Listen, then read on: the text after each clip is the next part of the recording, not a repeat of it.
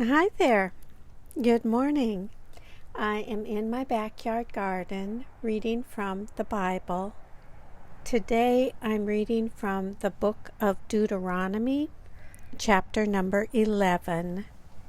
In chapter 11, it talks about rewards for obedience.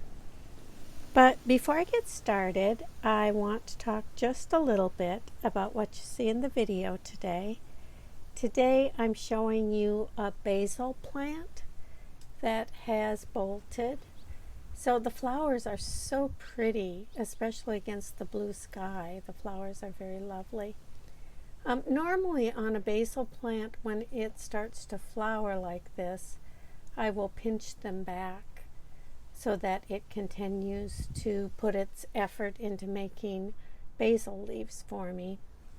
But this one we've decided to let go because with all of the heat, it's crazy hot in Texas right now. A lot of the flowering plants in our backyard garden are struggling. And so we left this one so that the bees and the beneficial insects and the birds and the butterflies have something that they can get nectar from. Okay, enough about the garden. Back to Bible reading. Today I'm reading from the book of Deuteronomy, chapter number 11. The reading begins. You shall love the Lord your God, therefore, and keep his charge, his decrees, his ordinances, and his commandments always.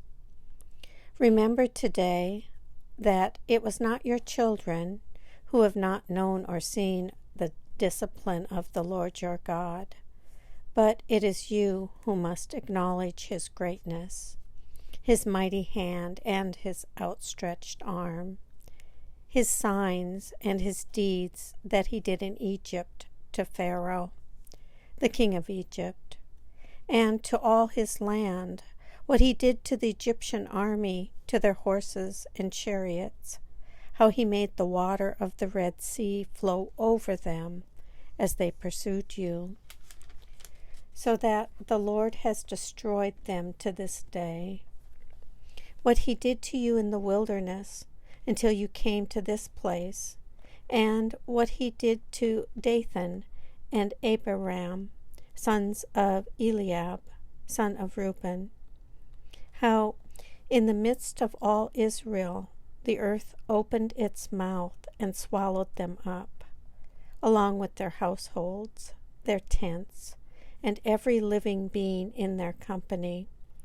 For it is your own eyes that have seen every great deed that the Lord did.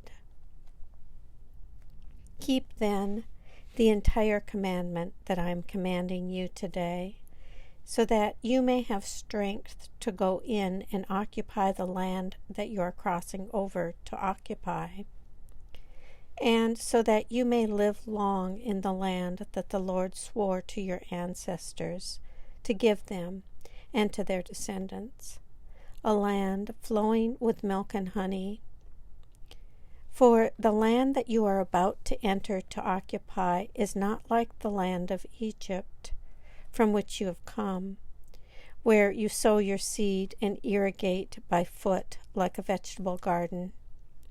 But the land that you are crossing over to occupy is a land of hills and valleys, watered by rain from the sky, a land that the Lord your God looks after. The eyes of the Lord your God are always on it, from the beginning of the year to the end of the year. If you only heed his every commandment, and I am commanding you today, loving the Lord your God and serving him with all your heart and with all your soul, then he will give the rain for your land in its season, the early rain and the later rain, and you will gather in your grain, your wine, and your oil, And he will give grass in your fields for your livestock, and you will eat your fill.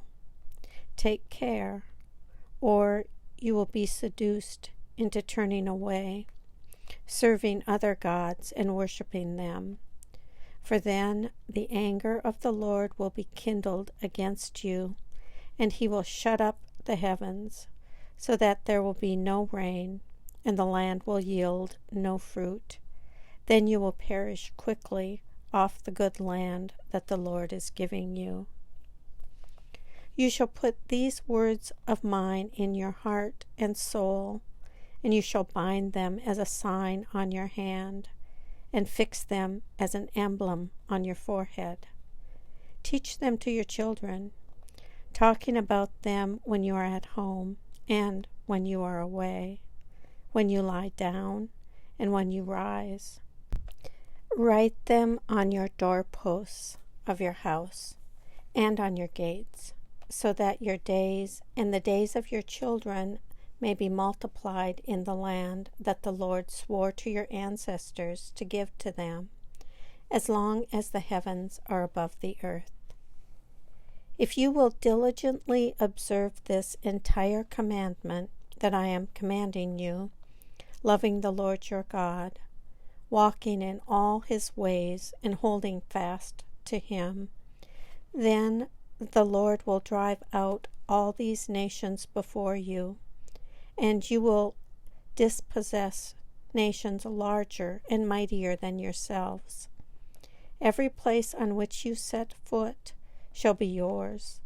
Your territory shall extend from the wilderness to the Lebanon, and from the river Euphrates, to the western sea.